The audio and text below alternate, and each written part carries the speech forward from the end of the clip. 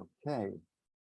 So welcome everyone. My name is Aaron O'Day and it's my absolute pleasure to introduce our fourth Q-Mare seminar presenter, Dr. Ruth Thurstan. And Ruth is a senior lecturer at the University of Exeter in the UK.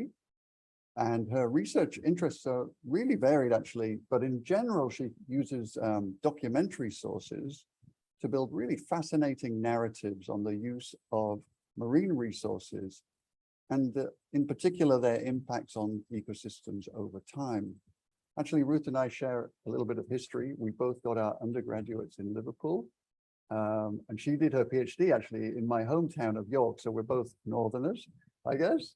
And it was during that PhD that she did some really terrific work on the long-term impacts of fishing and trawling on ecosystems around the United Kingdom.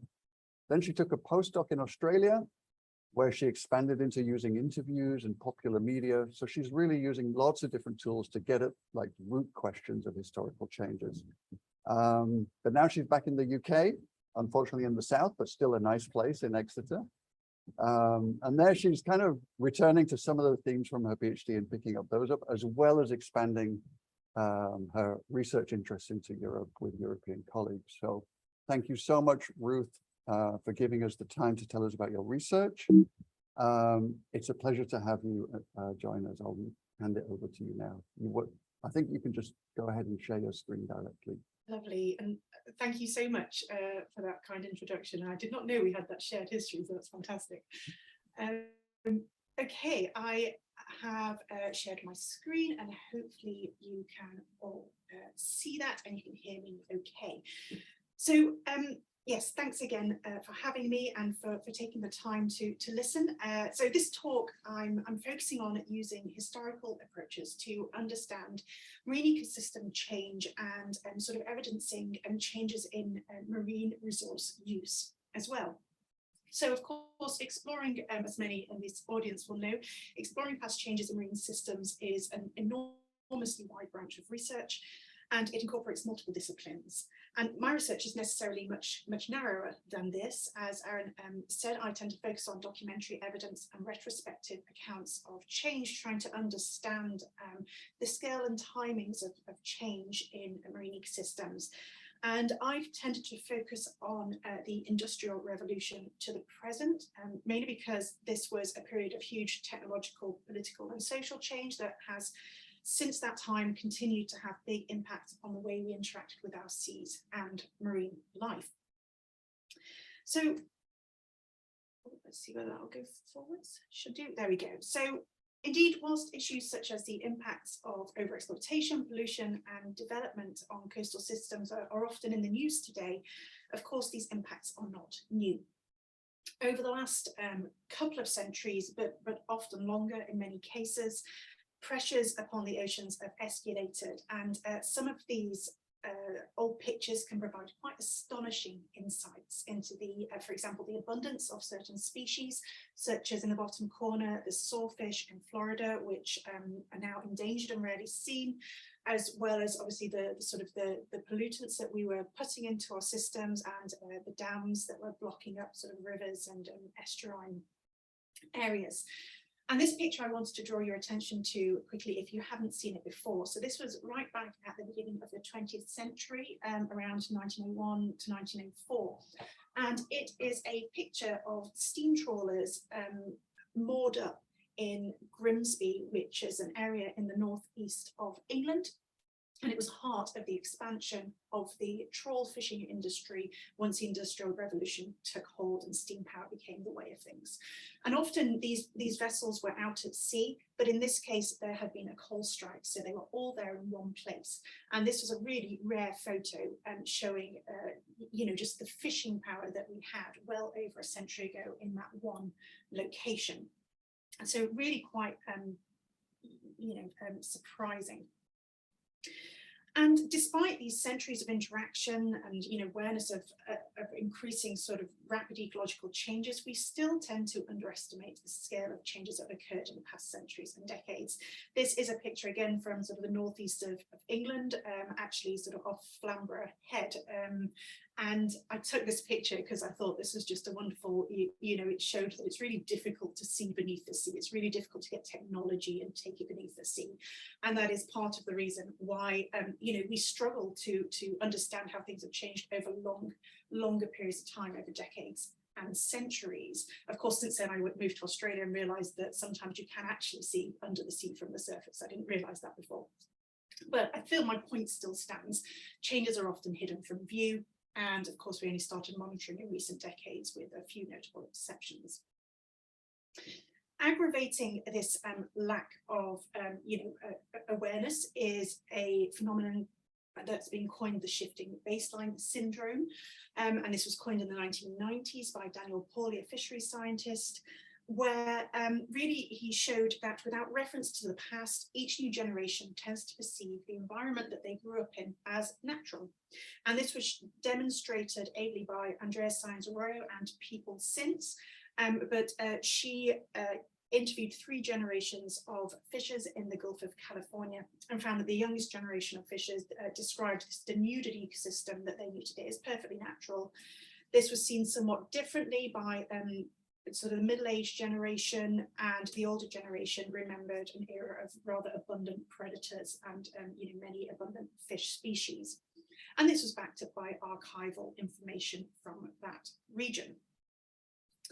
So this study showed that this cultural amnesia really sort of permeated this social system, and this was the case even though the older generation were there and talking about the changes that had seen. They were seen as made-up tales. They were not really observed as anything real, but of course that's not the case. And this is where my area of research termed marine historical ecology comes in.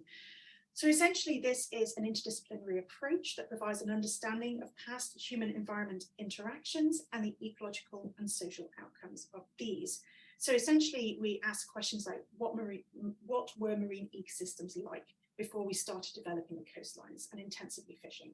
How have these systems been altered as a result? And how have these changes impacted us as well?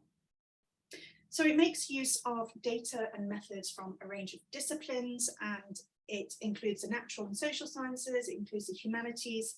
It can include sort of data from sort of biological or paleoecological records, material collections, and traditional ecological knowledge, art and songs.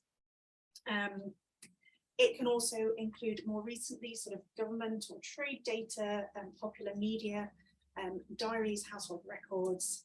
And then you come to more recently again, sort of local ecological knowledge, that sort of knowledge that's held within the one generation that's been accumulated over a person's lifetime, is not necessarily transmitted through the generations, and then ecological data as well. And my research has sort of focused sort of more on this sort of more recent time period, and that's where I'm going to focus today. And of course, as you can see, one of the complexities of these sorts of data is that if they happen to be patchy, you need to combine different sources. That's difficult because they're different types of data gathered for different reasons, or created or saved for different reasons. They also span these different periods of time. But then if you put a different sort of scale in there, spatial scale or resolution, it differs again. So you can see that, some of these may be spanning really large areas, but be of quite, low resolution, or vice versa, but other ones might be very sort of, just spanning very local places. And so again, this sort of increases the difficulty of comparing across sources, but also means that using a variety of these approaches and these sources could be a useful tool for understanding whether changes that you're observing from one source might be consistent across scales. Added to this, not to put people off, but this is something I think about a lot, is sort of the potential biases that you need to sort of account for when you're looking at these sources. And this is something which I think students of history have this drilled into them a lot. But of course, if you're like me and you're a person who worked in the natural sciences and sort of moved across into this interdisciplinary field, there's often all sorts of biases that you don't necessarily know to account for at first. So this is quite a steep learning curve. So what do I mean by this? So examples might be cultural bias. So by that, I mean what activities were being recorded in the past and why. So what were the cultural norms in the past, and how might these affect what was saved and recorded and kept for posterity? And how have these cultural norms, changed through time, and how might they affect our interpretation today? Reporting bias, I mean sort of the reporting of specifics. So for example, when we think about fishing trips or going out to see wildlife, even despite the advent of Instagram and all these other social media, we're unlikely to put on just a really normal day. We're most likely to report times that are exciting to us or that are special in some way. So was this the case in the past? Most likely. Preservation bias is well known to archaeologists, paleoecologists, and it's also an issue within history and historical sources as well. And what has been preserved, what got saved, and what was thrown away, or what was lost, either because people made individual choices at the time or because of broader things going on, like sort of colonization or other social political changes that were occurring.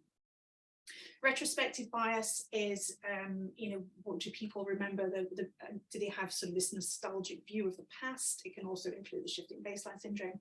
And by disciplinary, I mean that despite many of us trying to work interdisciplinarily, we are still often siloed within respective disciplines and those norms, and that can impact what information we dismiss or find credible. So these are all sorts of biases that need to be considered when looking through historical and more contemporary information, of course.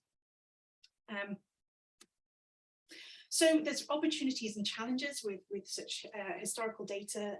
Excitingly, they can bring us new understandings of past systems, novel perspectives on the changes that have occurred.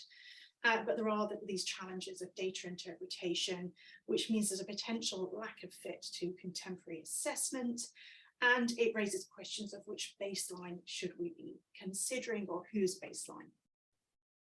So for the remainder of this talk, I want to use a few case studies to highlight what historical sources can tell us about past changes in data poor fisheries and habitats, and indicate the relevance of this for modern day assessment and management, although I'm not a practitioner, but it has been really wonderful to get involved with people who are, and to see if some of this work can be useful in terms of modern day evidence for modern day decision making.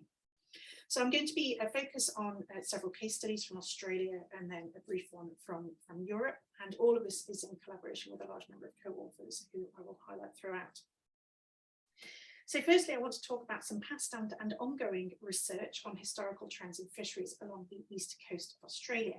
So this was a very sort of species-centric pieces of work for various reasons, in that these are quite culturally significant species. So they were named quite frequently. So yes, this is very much sort of focused on specific species, of course, not historical pieces of research are. But the species at the center of these pieces of research are, first of all, snapper, and then there's barramundi, and then the Spanish mackerel. So the snapper is not a tropical snapper. It's a species of sea bream, previously known as Pagris auratus, and it resides in subtropical to temperate seas around Australia and New Zealand, and a bit further afield as well. Barramundi is also known as Asian or Australasian sea bass. It is a catadromous fish. Is found in rivers and inshore environments. And Spanish mackerel here is referring specifically to the narrow-barred Spanish mackerel, a wide-ranging fish. It's found all around sort of Australia and further afield again. What's significant about these fish, apart from them being this beautiful fish, they taste lovely as all these species do, but they aggregate seasonally to spawn in specific areas of Spanish mackerel, and notably parts of the Great Barrier Reef, where they can form well-known spawning aggregations at regular intervals. So the work on barramundi is being led by Carolina Chong Montenegro, and the work on Spanish mackerel was led by Sarah Buckley. Carolina is currently a PhD student with myself and Professor John Pandolfi at the University of Queensland. Sarah graduated and is now holding down a different job, and so she's now Dr. Sarah Buckley, and she was also working with myself and John. So for two of these species, snapper and barramundi, I'm going to focus primarily, or almost entirely actually, on the recreational sector. And this is not just because recreational fisheries are economically and ecologically significant in many countries. For example, recreational fishers are thought to catch the majority of snapper in Queensland, for example, more than the commercial sector. But actually, because in some cases, if you don't take into account this sector, you lose much of the history of its resource use. In the case of snapper, this was a popular recreational fishery for many decades before it became commercially harvested. So yes, we lose its history and we lose an understanding of its resource use if we ignore the recreational sector. However, recreational sectors are typically data poor. There's very little scientific monitoring historically of these sectors. It's difficult to do so and resource hungry. And so this means finding data from elsewhere. So for all of these fisheries, we searched high and low. We searched popular media such as newspapers, local government reports, social history literature, fishing magazines, logbooks. Sarah and I also, for the snapper and the Spanish mackerel, searched out individuals who've been recreationally fishing for these species and who could tell us about the changes through time. I also want to mention that these fisheries, snapper and barramundi especially, also have a long history of indigenous fishing. We weren't able to adequately investigate this using the archives because the indigenous history, first of all, is far longer than any written archival records, but also because the cultural and reporting biases within the archival records, they hugely preference the experience of settled Australians over indigenous Australians. So it's just to note that this is not a complete history at all. It's far from it. So it's only sort of the colonizer sort of aspect of these fisheries. So the information that we were finding in these range of archival sources was species targeted, or caught, locations fished, who was fishing, what type of people were fishing, and attitudes or concerns held by the sector. And we also found catches and catch rates. And this was really through a period of from the 1870s to almost the present day in many cases. And what was rather surprising to me at the time was that one of the most consistent forms of information on recreational fishing through the decades were the newspapers. Before recreational fishing magazines existed, people reported their fishing activities in their local paper, it turns out. And this continued as the sector started to develop and it grew. Reports could come from individuals who've been on holiday. It might come from regular contributors who seem to spend all their time fishing. It also could be club reports, or it could be chartered fishing businesses wanting to let people know what a great time their clients had and advertising the next trip that was going ahead and the cost. And so to give you an example of the type of information that we could extract from these papers, this is from a newspaper report about a snapper chartered recreational fishing excursion. Back in those days, they called it schnapper. Nobody knew why even at the time. But so this is back in 1885, and I'll just read it out to you. The Lady Musgrave left Brisbane on Saturday evening. The party comprised 30 gentlemen. Flat Rock was reached at 9:30 and their angling operations were commenced and continued until 11:30 when the anchor was weighed and the steamer proceeded to Boat Rock. It's asserted that no fish had been taken off this rock for about 3 years previously. Fish were hauled over the side with tremendous speed until about 1:30. It was found that 901 fish, chiefly schnapper and several gropers, had been taken in 4 hours. So that was a good day for those people who went out fishing. And so what you have here, as you can see, is you have the vessel name, of which there are additional, in some cases, additional records about that vessel that you can find locally, historical records, sorry. You've got the locations, Flat Rock and Boat Rock, which are well-known locations today. You've got some information about how regularly this place was fished at this time. And you also have the number of people fishing, the number of fish caught, and the number of hours fished. You have a catch rate, which is of enormous interest to anyone conducting fisheries assessment. So thousands of these articles existed, not just for schnapper, but also for barramundi and Spanish mackerel. And some of these many of them provided some level of quantitative data, but others provided important contextual information, even if they didn't give us this catch rate. So for example, in this topic here, it says a private party of 12 fished Bird Island with poor results, catching about 80 snapper kind and a few mix. So apparently it was a really bad day if you could only catch 80 fish between 12 of you. Flat rock, this was once famous fishing. This is in 1905 they're speaking, but not so much now. Compared to the 1880s, the large fish have gone. So that's someone complaining about the state of fishing back in 1905. You have, sort of when people were having really bad days as well as when they were having a good day. So the excursion by the Lockyer anglers, they caught less than 200 fish. So that was really bad. That was the worst day they'd had that season. And you also have sort of the methods of fishing. So all sorts of information. So hugely informative is what I want to say. Despite all this wealth of information, of course, the data in terms of when you're trying to pull together a time series are patchy. In this case, we sort of had, there were lots of articles, but many of them couldn't generate sort of a catch rate. We had sort of partial information. So luckily, the descriptive information, that surrounding context, really helped me with sort of trying to fill in these data gaps. So for example, if we didn't know how long a fishing trip was taking, we could find out records of departure and arrival times. You could find out how long it took to travel to grounds from other articles. You could look at sort of the number of fishers on named vessels, the dimensions. You could estimate how many people were likely to have gone on any given day in the boat. You could also look at the known number of species in the catch and the catch descriptions to get likely percentage of each species. So this helped us deal with incomplete data sources. So I'm just going to show you, we were able to look at catch rates for all of these species I mentioned, but I'm just going to show you snapper for now. This shows you sort of an 85-year time series of catch rate, snapper per fisher per hour, numbers caught. And this takes you up to the 1950s. I'll just take you briefly through this. These highly detailed, for snapper at least, these highly detailed articles stopped around sort of 1955, 1960. This was partly because at this point papers were no longer being digitized due to copyright reasons, but I was then going through papers sort of individually by hand, and still it was more that the reporting style had changed, whether people were becoming a little bit more secretive, or whether for whatever reason, or because they were sort of, it wasn't quite the thing to do to tell people how many fish you'd caught by this point. For whatever reason, that reporting style changed.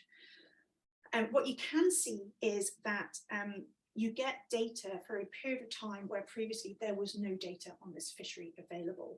Commercial landings data only commenced after the Second World War. Catch per unit of effort records, so the amount of snapper caught per person, only started far later in the sort of late 1980s, early 1990s. And for recreational records, that was later again. So this basically gives us some idea of the catch rates that were occurring. We were also able to estimate roughly how much we thought might have been getting taken out of that system. Of course, there's large errors involved in that, or large uncertainties, I should say. But it gives you for when there's no other data available. So that was really exciting. And it was really fun to be able to pull together a graph, as everyone knows when you're doing research. Getting that first figure is amazing. But the first questions that came through my mind upon compiling this, and that are probably going through yours, are, how meaningful is this data? Is this a true reflection of what was being caught? And, and how does this compare to more recently? So one of the things that was going through my mind was, what reporting biases were occurring. So my major concern wasn't so much that people were lying about what they were catching. They were being very precise about the numbers of fish that they caught. What I was concerned about was whether those bad days that they were having, where they only caught 12 fish or 0 fish, were not being reported at all. So you're getting an overly rosy view of what was being caught. Luckily, I was able to find a scientific survey, an early scientific survey that was done in the early 20th century, where they went out and they line fished some of these local fishing grounds for snapper. And the reason the scientists did this was because they were exploring whether this could be made into a commercial fishery. Was it a viable commercial fishery? So we had catch rates, which was brilliant. And we were able to compare those with a number of different sources. These middle 4 here are all names of various newspapers. And from these, there was no significant difference from the scientific catch rates. The only one where there was a difference was here, which was from this book, which was written in 1905, and it was a guy compiling his memoirs of his life spent fishing for snapper. And as you might imagine, that was somewhat higher because he was clearly remembering the best times of his life. And so what it gave us was, because the vast majority of these catch rates came from the newspapers, it gave us, it quelled my concerns to a great degree about how robust these can be seen as. Quite exciting for snapper was that we also had some quite rare contemporary data that was broadly comparable in terms of its resolution, although obviously we have to take a care between comparing. I'll get onto that in a little bit. Essentially, these were also charter catches that were, and catch rates that were being recorded in a period prior to restrictive bag limits, and catches that came from some of the same grounds that were historically fished. And these were suggesting that there'd been a really huge decline in the catch rate of snapper. Of course, you can't then go and immediately compare that to population trends, but you can look at that as this sort of diminishing experience for people through time, pending other sort of cultural changes and technological changes that have occurred. And so I did want to have a look at further changes in this fishery in terms of the resource use. What else had changed through time? And this is where these archival sources came in, again, to build this further understanding of change. And so for snapper, I wanted to use sort of, looking at how changes had occurred beyond catch rates. So I was able to use the archival data to look at, how the fishing grounds had changed through time. And what you could see is that the distance increased in those early periods, and also the cumulative number of fishing grounds increased as well. And from the qualitative data, this was partly driven by people wanting to explore. This was a new trend, they were keen to explore. But it was also driven by the fact that there were signs of diminishing returns on some of these grounds. There's a possibility of localized depletion. Although it was difficult to quantify that and say that for definite. We also interviewed snapper fishers about changes in technology. There were significant changes in technology earlier in the period, but I haven't shown you, so it was a bit difficult to compare this from the archival and the interviews. But one I wanted to show you here was, first of all, how quickly the technology sort of changed the aspects of this fishery, and also to mention that not all of this directly impinged on catch rate. It didn't boost catch rates, but it did sort of it did increase either the amount of time that people would spend on the water, or it would decrease the amount of time searching for these fish, and it might increase the amount of time they could spend targeting them, or it might increase the number of days where they felt safe enough or able to go out fishing. And so examples of this are the increase in GPS, which basically within 10 years, or just over 10 years, the majority of fishermen had adopted this gear. Same for 4-stroke engines and things like braid line and soft baits. All of these sort of came into the fishery and altered the way and really increased the fishing power, although we weren't able to quantify that in this piece of work.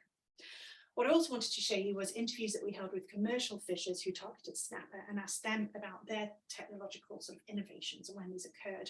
And what's very clear is that the recreational fishery was by and large keeping pace with the commercial sector in terms of the technology that it had available to it. So that was quite interesting and not something I expected. So other methods have been used to explore technological changes through time. So this is an example from Carolina's work on barramundi, which was published this year. She used far more sophisticated analyses than I did, and so she used essentially non-metric multidimensional scaling ordination plots, I think I've got that right, to visualize differences in the composition of the keywords related to gear that were in archival articles and published in newspapers through time. And what she showed was distinctive clustering of keywords through time periods and how these changed. So for example, in the early period, in the late 19th century, early 20th century, gear was generally characterized by terms such as net, traps, trawls, even dynamite.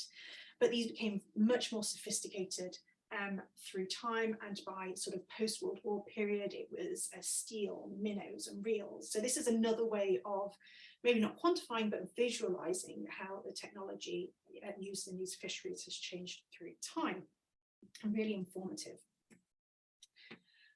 She also used this textual analysis to look at, to provide details of fishing locations. Now, there were sort of fishing grounds associated with barramundi, but she was looking over a much wider area. And just the differences in these fisheries meant there was very specific grounds for snapper that I was able to identify. Carolina, it was more about whether it was inshore or whether it was sort of open water. And again, she was able to see that, it started off in sort of predominantly close to shore, talking about piers, wharves and riverbanks. And then as people got greater access to boats, it moved more oceanward, with fishing in estuaries around islands reported. So again, it's changed through time.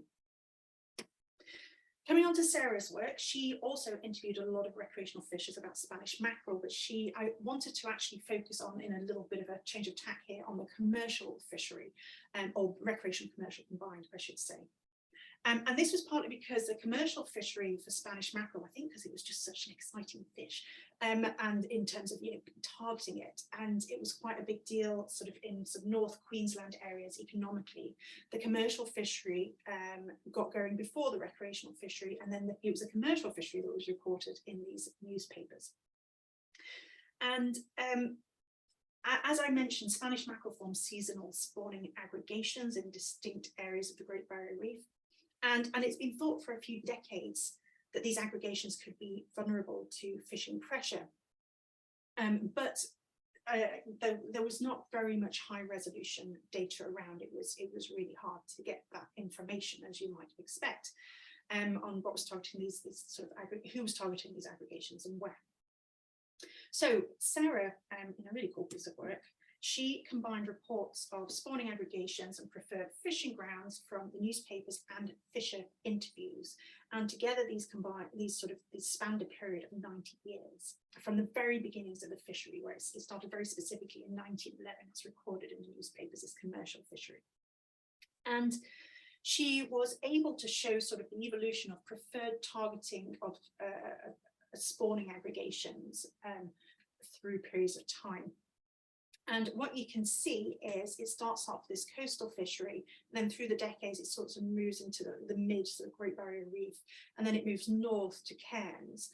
And then after just a few decades, that Cairns sort of fishery disappears and it contracts back again. And what happened there was these contractions you see of various reefs becoming unproductive. And that's the spawning aggregations starting to thin, and they're not worth chasing, they become commercially unviable. And in the case of the Cairns, commercial fishery collapsed entirely, really. Many of those fishermen then moved to Townsville in order to continue targeting this species.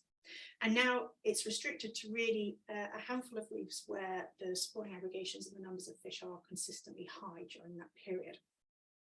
And this is really exciting because it shows trends at a much finer spatial scale, a much higher resolution than available government data at the time.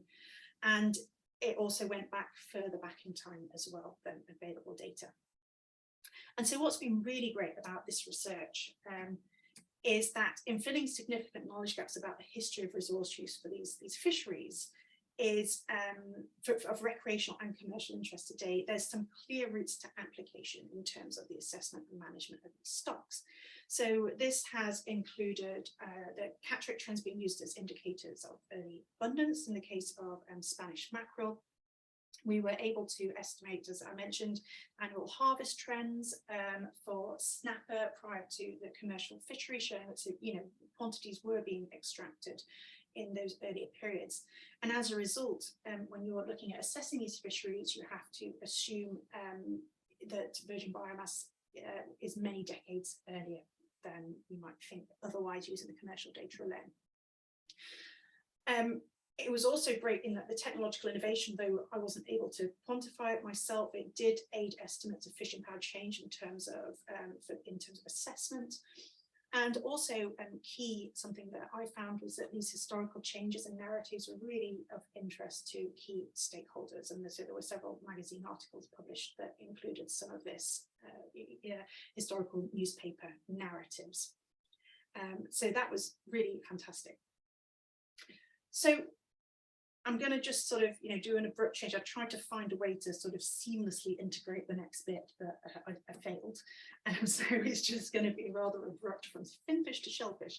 We're also going to jump across the world and go back to the UK and Europe. And this is because whilst I've talked to you about finfish so far, I've long been interested in shellfish. I just think they're amazing, in particular oysters. And whilst many people, although probably not a lot of people on this call, but many other people might think of oysters as this boring little bivalve, there's such an interesting case study for anyone interested in the history of resource use and to understand how our coastal marine ecosystems have changed through time as a result of anthropogenic impacts. They crop up time and again in historical documents. They're culturally, so important. And in the present day, the recognition of the fact that they have, wider benefits beyond resource, beyond provisioning, because they form these biogenic, these living habitats that support many other species, has meant recent growing interest in their restoration. And it's a development of sort of restoration ideals and goals that provides an opportunity for historical approaches to be applied in this modern day context. So just briefly, past research at global and regional scales has revealed huge declines in oyster habitat around the world. So here, this is from a study from 2011 published in Bioscience, and the red patches are reef conditions that are deemed as poor, and the brown patches are deemed as functionally extinct. They're pretty much not there anymore. And so you can see North America is having a terrible time there, so is Australia, and so is Europe and a few other areas around the world. And so they're in big trouble, native oysters. But whilst we know broadly where declines have occurred in places like Europe, there's still major knowledge gaps in our understanding of where oyster habitat existed, at what scales, and even so in the case of the European native oyster, which is Ostrea edulis, what unimpacted habitats actually look like. And part of the reason why we don't have this information for Europe is how long ago our oyster habitats were impacted and how fundamentally altered they were, largely as a result of overexploitation. So I'm going to just show you one example that I studied during my PhD, which shows extirpation of the native oyster in an area of southeast Scotland called the Firth of Forth, and that's where Edinburgh sits, to just get you your geography in.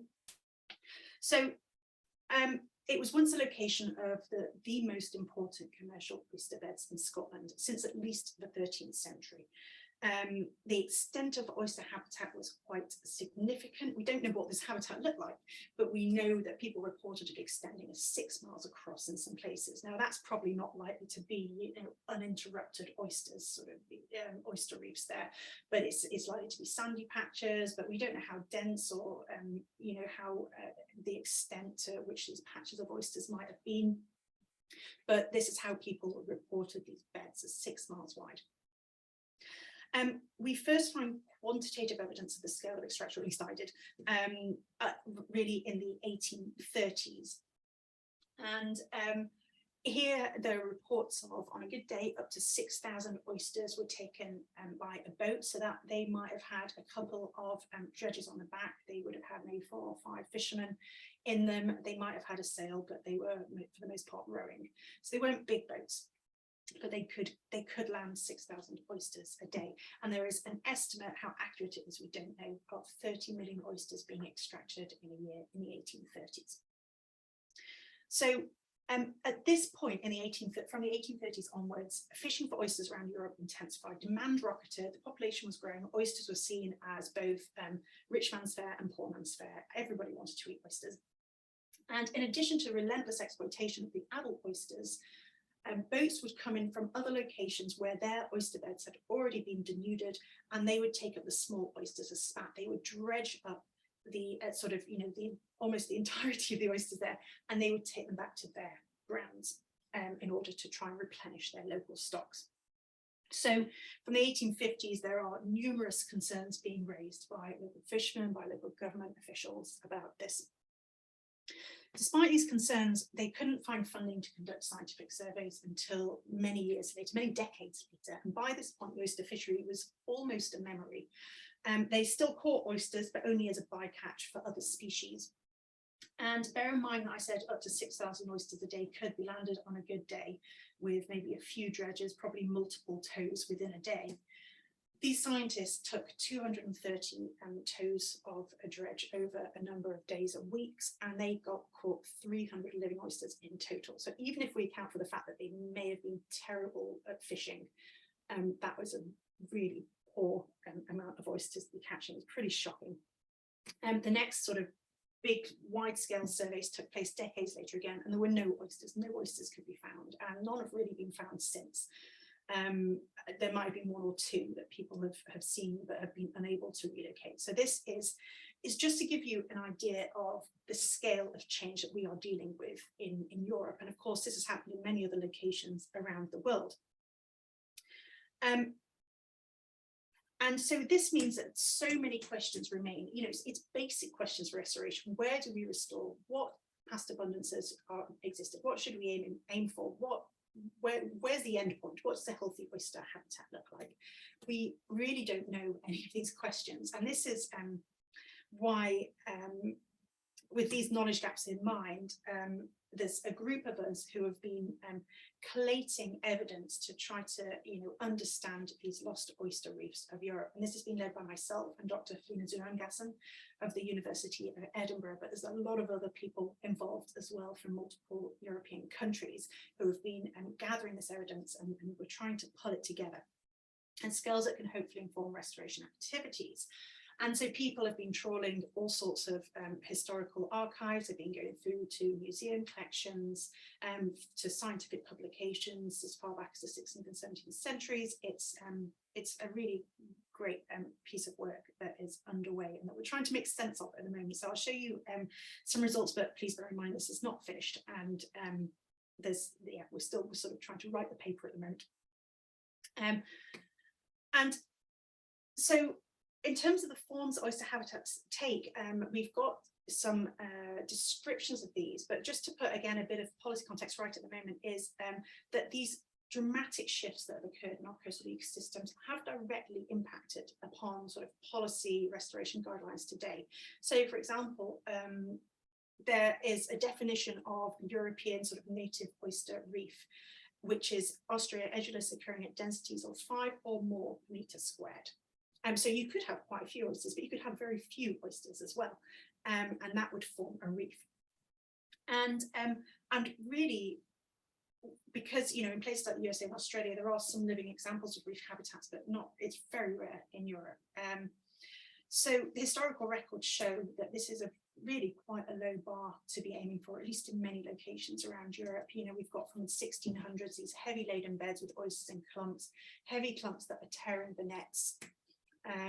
Lumps 8 or 10 together, and then even ones that say they become hard like a rock. They've basically almost cemented, and there's these and at that point people weren't happy because they found it difficult to pick up the individual oysters, so they wanted them broken up by heavy dredges, and so this lovely habitat very quickly got denuded.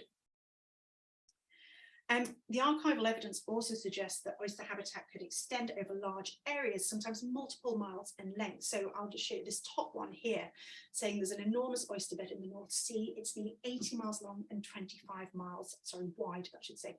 The trawlers avoid this rough ground, as they call it, but when they do by accident get upon it, the oysters are so numerous that they fill up the trawl net and they nearly bring up the vessel. So these were sail trawlers at this time, and they basically tried to avoid these grounds because they were dangerous. If they could slow down, because their nets would become so heavy and they'd have to get rid of the expensive gear.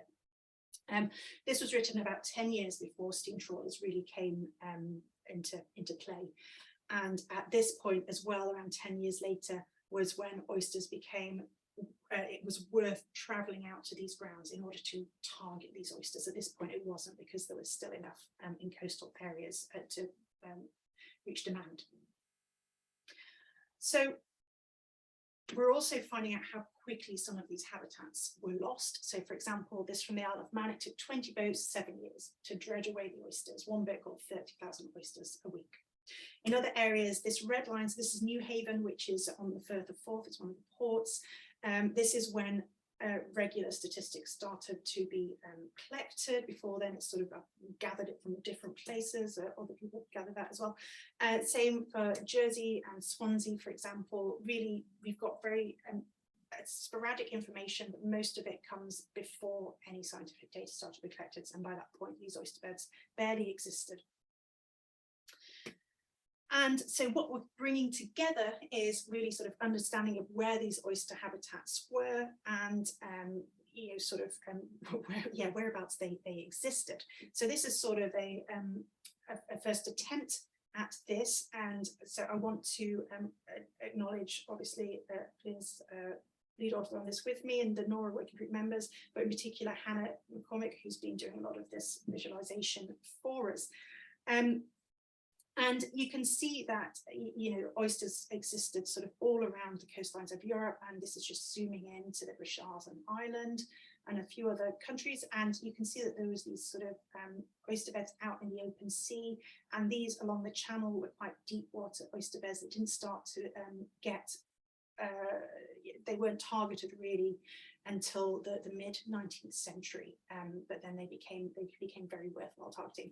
These days we have active fisheries sort of around London in these estuaries, and we have the odd one here, sort of one in Cornwall, one in the west of Scotland. There's the odd couple around, but even then they have not got, these are not sort of unimpacted habitats. These are very much managed fisheries in various states of health, you might say.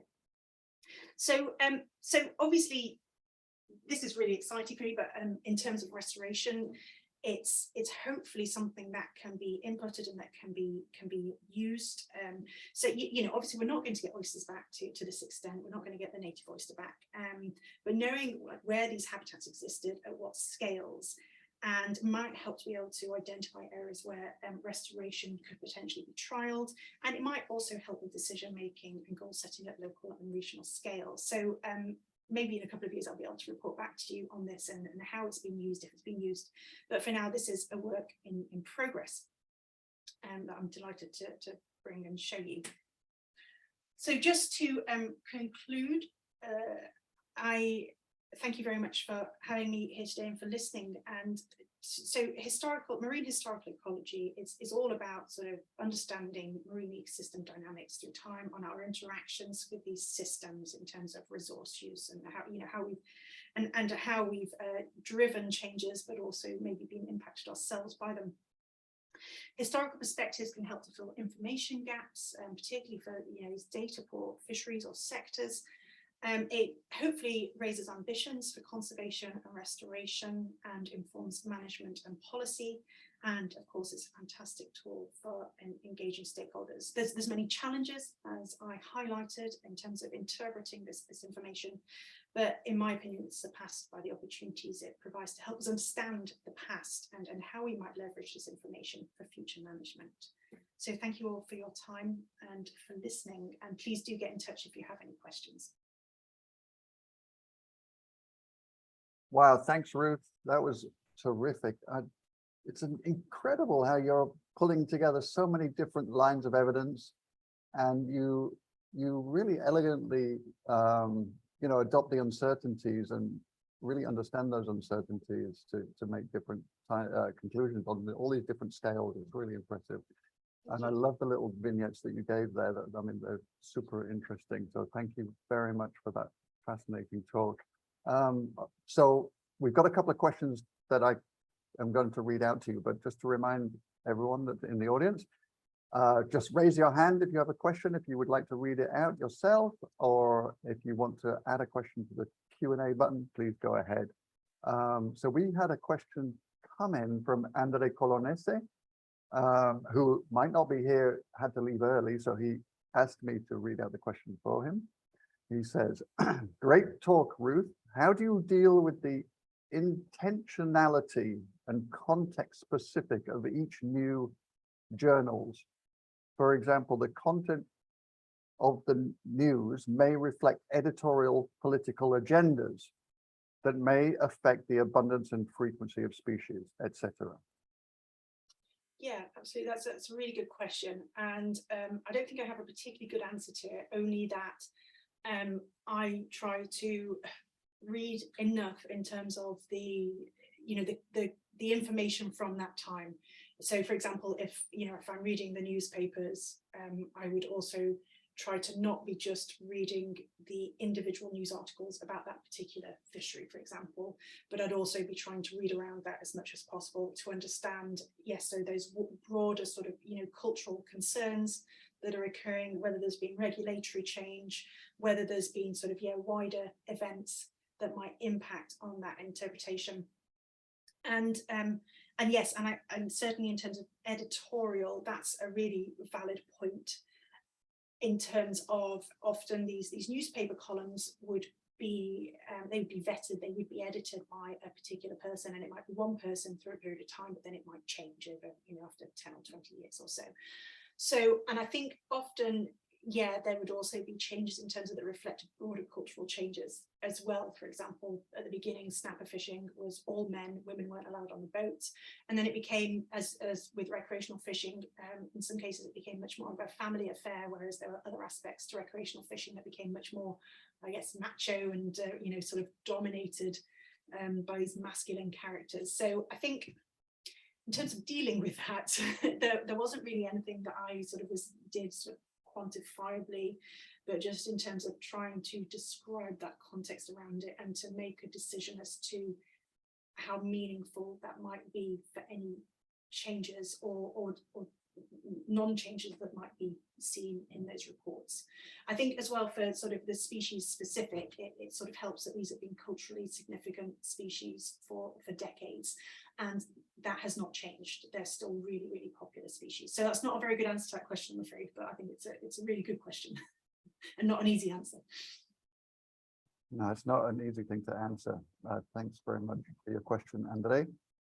We also have a question from an anonymous attendee, and it's a really general question. And the question is,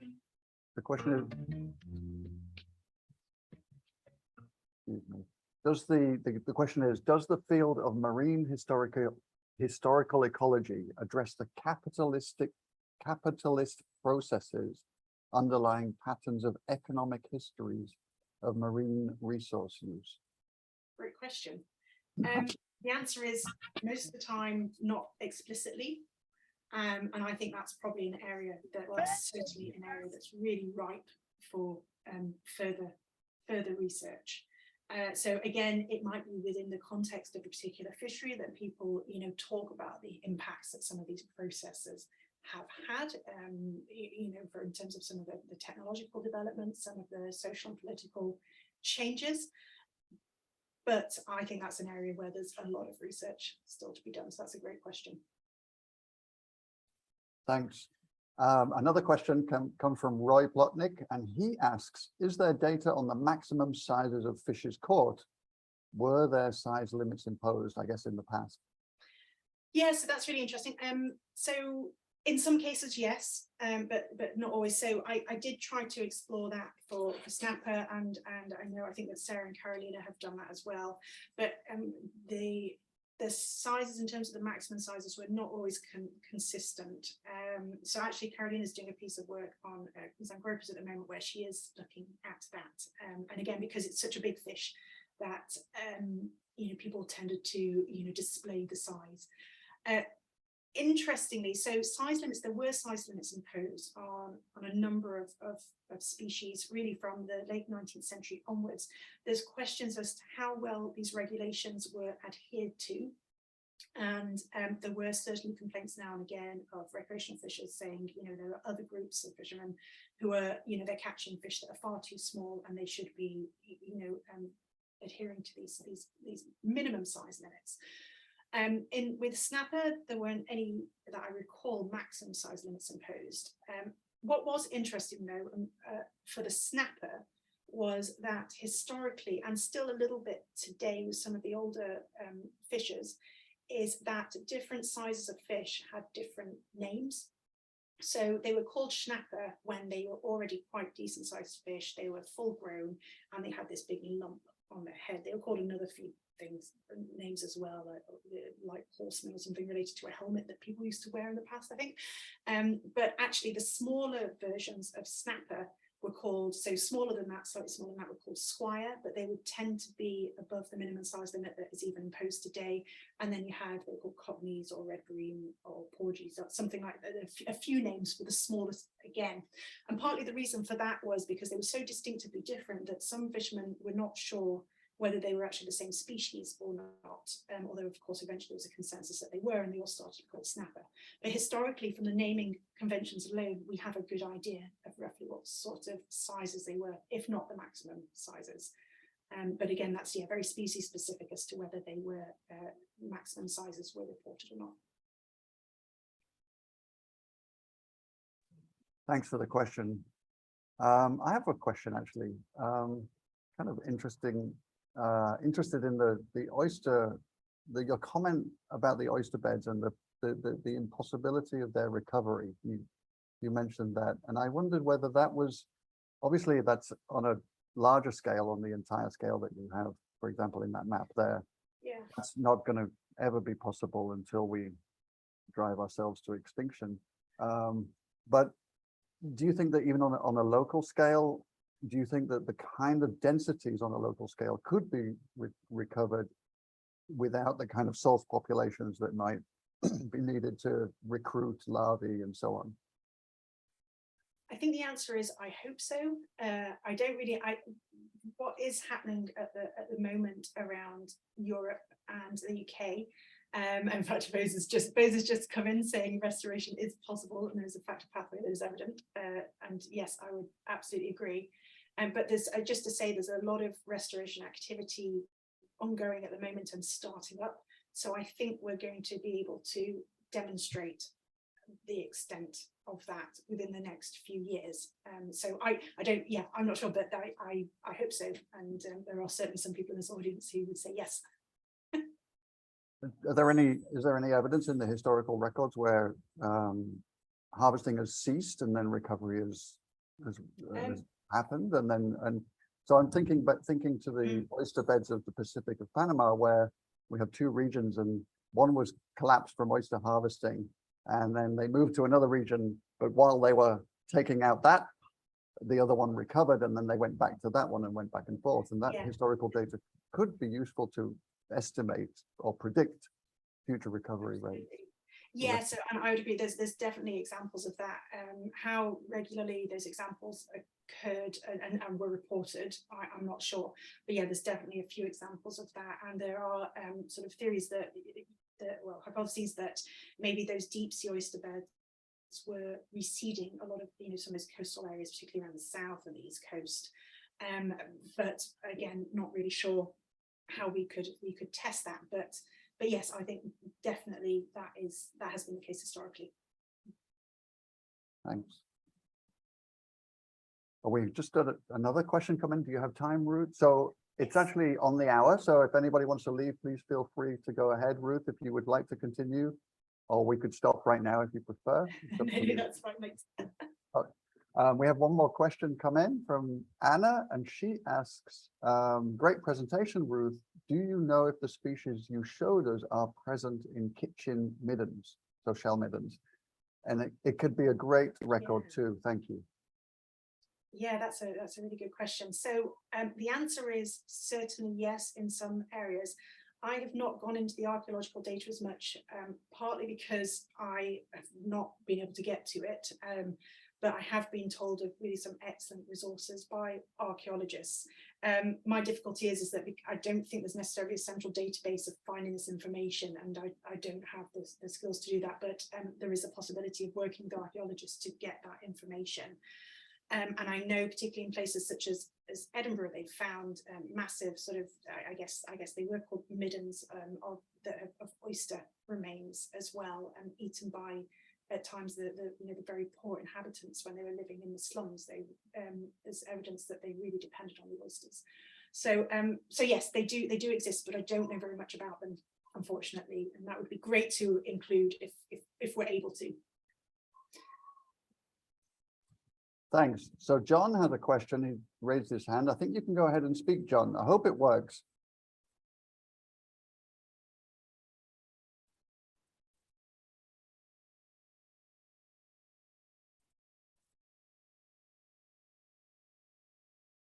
Can't hear it. Oh, yes. Try now. Hello? Yeah, Can we you hear can me hear now? you. Yeah. Okay, cool. Sorry, the mute unmute button didn't pop up at first. I'm like, oh, I don't know if this is me. Hey Ruth, that was an awesome talk. Thank you so much. I missed the beginning, the very beginning. So if you answered this, maybe it's worth reiterating, or you can just yell at me and say you already answered it. But this is more an opinion question for you as a historical ecologist. I mean, I also am a historical ecologist. I've worked more in coral reef restoration fields, primarily out of Hong Kong, which has actually been interesting. There's a lot of oyster restoration work going on in Hong Kong too. So there was a lot of overlaps, which is super cool. But I guess my question is, you were getting at it at the end. What do you see as the most prominent use for historical ecology data outside of academia? So in the actual applied restoration field, because I struggle with this inability to be quantitative, or even if we can be quantitative, I completely agree with your point that it's unlikely we're ever going to get the actual quantity of oysters or densities up to historical levels. So if we're in the more qualitative world, what do you find is the most effective way to actually translate that into restoration so that it becomes useful, as opposed to people continuously pointing out, oh, well, look, we've already failed because we can't get it back to these historical levels that you've outlined, if that question makes sense. It's more an opinion for you. No, that's great. I think for me, it really is a case of this data, and particularly the qualitative, the quotes, the pictures that these quotes can paint as well. I think that's just such a wonderful way of communicating with people outside of academia, and for me that's where it feels like, and I can't quantify this because I don't know whether people have gone home and they've changed their thought processes on these, but in terms of getting conversations going with people who I might have been around a table with, and we were butting heads. So when I was around with sort of key fisheries stakeholders about the snapper, and there were instances where they were saying, well, this is, I don't see how this is relevant. This is not the fishery that it is today. There's no point even looking at the historical data. And that was said to me outright. And then by the time we finished, there was, particularly getting people one-on-one after you've shown some of these, there was actually that connection made where people said to me, oh yeah, I remember my grandfather telling me about this pre-war fishery, and I remember my dad going off. These are some of the older guys, and actually, even when they've been arguing with sort of their representative hat on, actually individually they were, they did see this as a connection, and there wasn't really any question about the robustness or the truth in that data one-on-one, and actually that did then get to be put into sort of that stock assessment model, although because I'm not a stock assessment modeler, I couldn't tell you exactly how well how it worked or what difference it made. But yeah, so for me it was that connection with people and that sort of shifting of the goalposts, I guess, that mental shifting of the goalposts, and how much that sort of then goes into sort of the practitioner element of it. I don't know, but that for me felt like a really valid and worthwhile thing, which of course is a lot of work. And you're not going to get through to everyone because of people will dismiss the information. But even just giving them an opportunity to ask questions of it and then be able to answer those questions might help sort of increase the credibility of that information in their minds. Yeah, and that's where the qualitative data comes in. It's wonderful for that.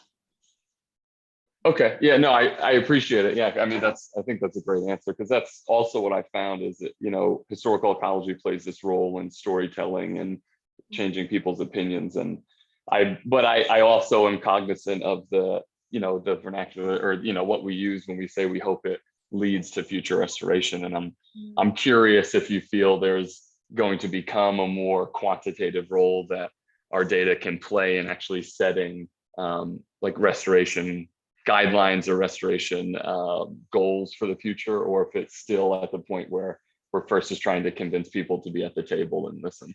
Yeah, I think it's both of those. I think there's definitely examples from around the world where people have actively used the quantitative and qualitative historical data. Laura McClenaghan has had some really wonderful examples, and I think she published a paper a few years ago with some examples. And yes, and there's other people who've published lots on the recovery and shift and recovery goals. I think, just off the top of my head, there's many more.